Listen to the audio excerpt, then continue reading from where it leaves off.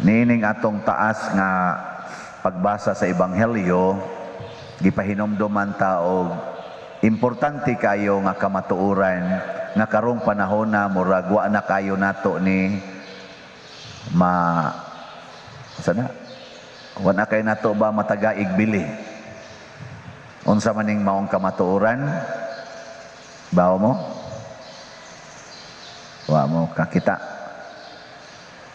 Ang kamatuoran nga dili gid ta mahimong malipay, dili gid ta mulambo, og dili sad ta masantos basta mobiya tas pamilya. Timan ha?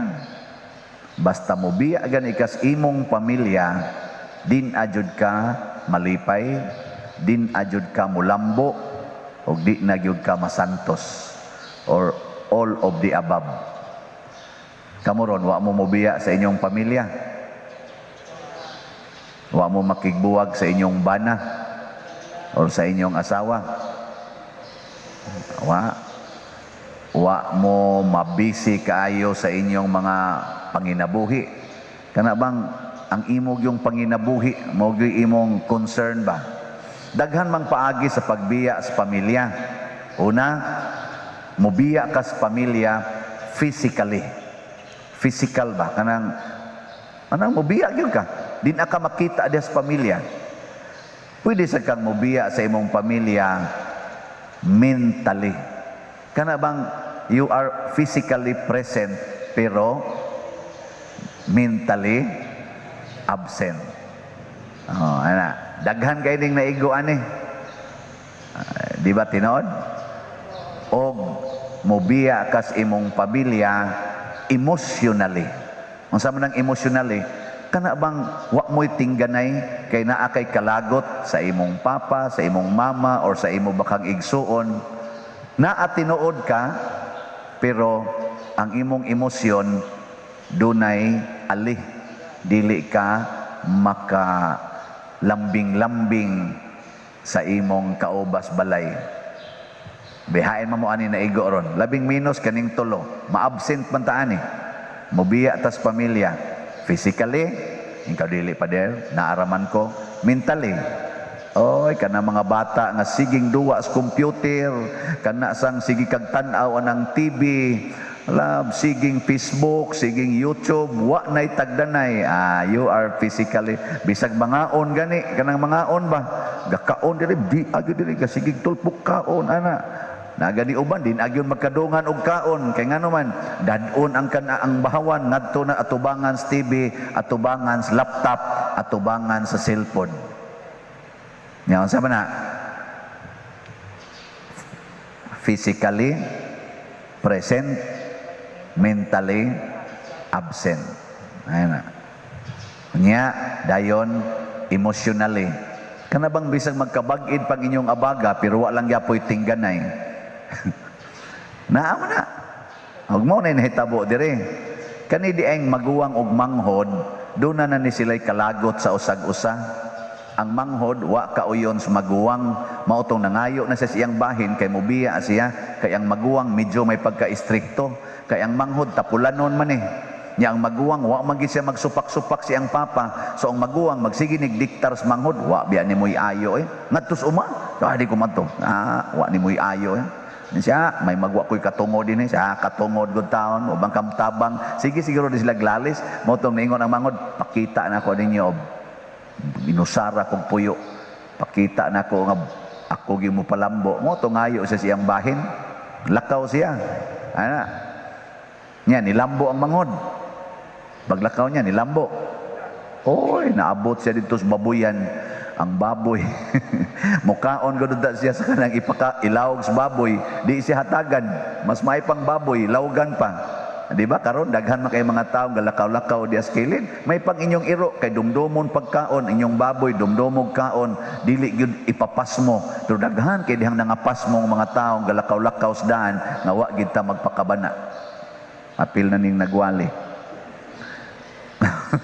Nang nakaingon siya, pagkadaghanas pagkaon sa akong amahan, ang iyang mga sinuhulan wa gyud gutom.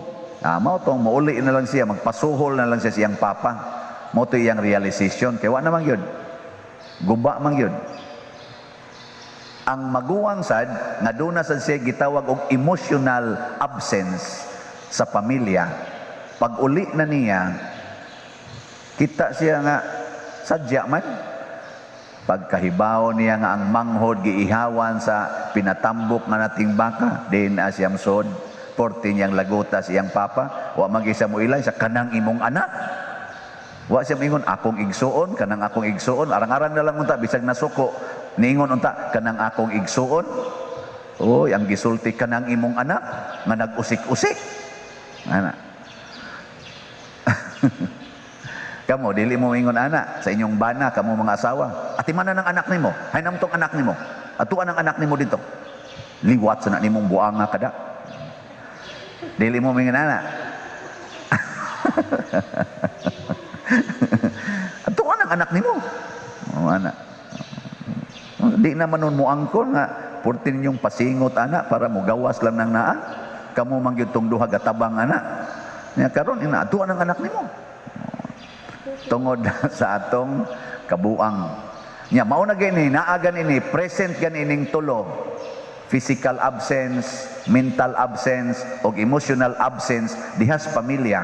Labi na gyud magdungan ning tulo. Wa na gyud kalipay ang usa ka tawo. Mao na ang amahan dinhi sa atong ebanghelyo nagsimbolo ni siya sa amahan nato sa langit. Kanunay gid siya nga physically present. Matud pa ni Kristo, uban ko kaninyo sa kanunay hangtod sa katapusas kalibutan. Ang ato sang amahan emotionally present, maluoy gid siya nato. Ang satoy atong tubag diri sa Salmo. Ang Ginoo maayo ug maluluyon. Daan pagyud ko. Unya, nituo mo ana nga ang Ginoo maayo ug maluluyon. Kamong ni aron dinhi mga ginikanan, kamo man murag matawag na tog amahan sa pamilya, maluoy mo sa tanan ninyong anak.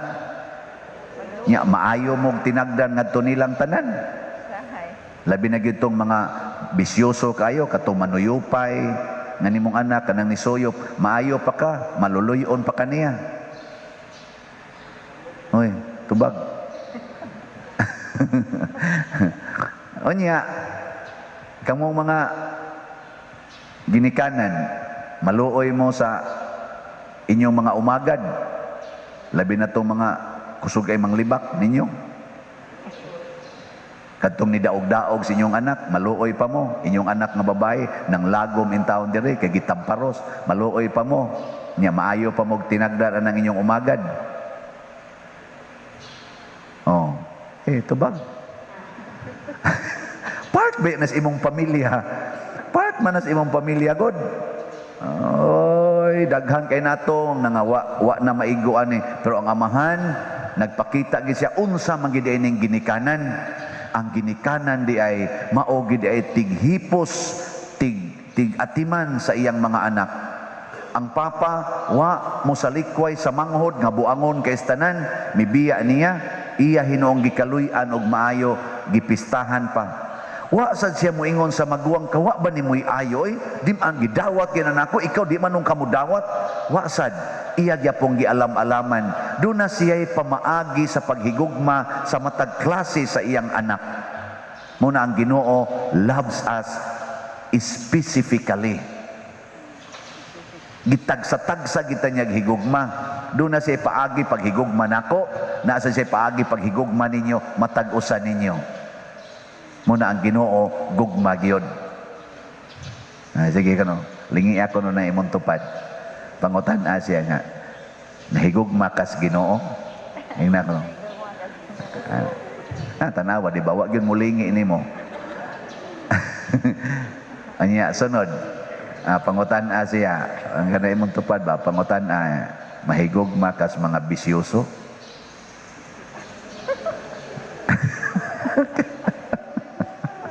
Pag maingon gani na, of course, siguro higugma ko congratulations, liwat kas Ginoo. Matod pa sa atong kaning sa tigisaysay diri sa atong kaning kuan, kining atong unang pagbasa. usa kini kapag-ampo nga naghangyo ang propeta nga maghimo unta ang Ginoo og milagro aron sila mahimog yung malambuon. Pag-abot na ni Kristo, dili na milagro ang iyang gipangayo. Sa iyang pasumbingay dinhi sa atong ebanghelyo, mura bag iyang giingon ay pangayog milagro ngano gud taong mangay kag milagro? Pag hinulsolas imo mga sala, di na nakinahanglan milagrohan pa ng paghinulsol og sala. Ug ang atong sala mao nay makapabuwag natos Ginoo. Unya, pag hinulsol, balik sa Ginoo. Simple ra kayo. Di sa ka pwedeng mobalik sa Ginoo nga magdas imong sala. Mao bitaw na kamong mga nagpuyo-puyo, ayaw mo pangalawat. Ayaw pangalawat ba nga kanang sakramental? Kuan lang, spiritual communion lang. Na masay nangalawat nga gapuyo-puyo di ay nagsigi di ay maintain sa kabit. Unya mga lawat.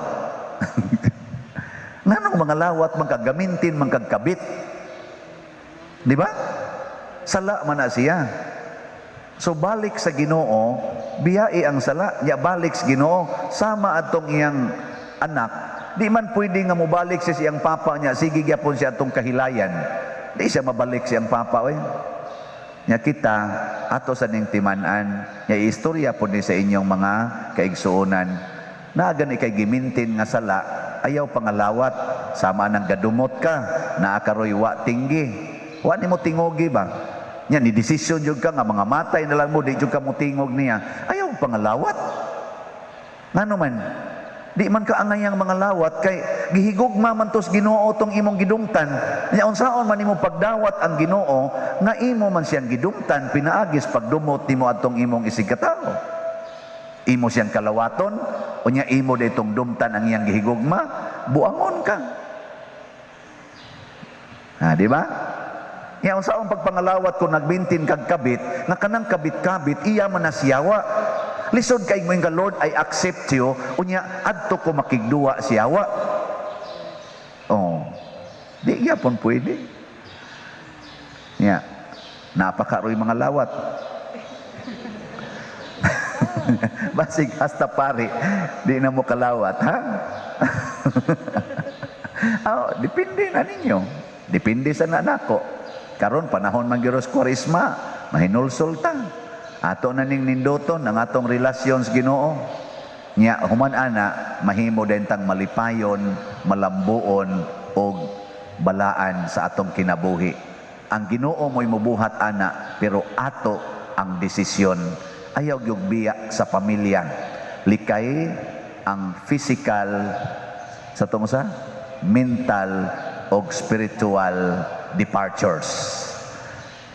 Likay gid na mahimo jud kang tinuod nga malipayon. Sige, manindog na ta.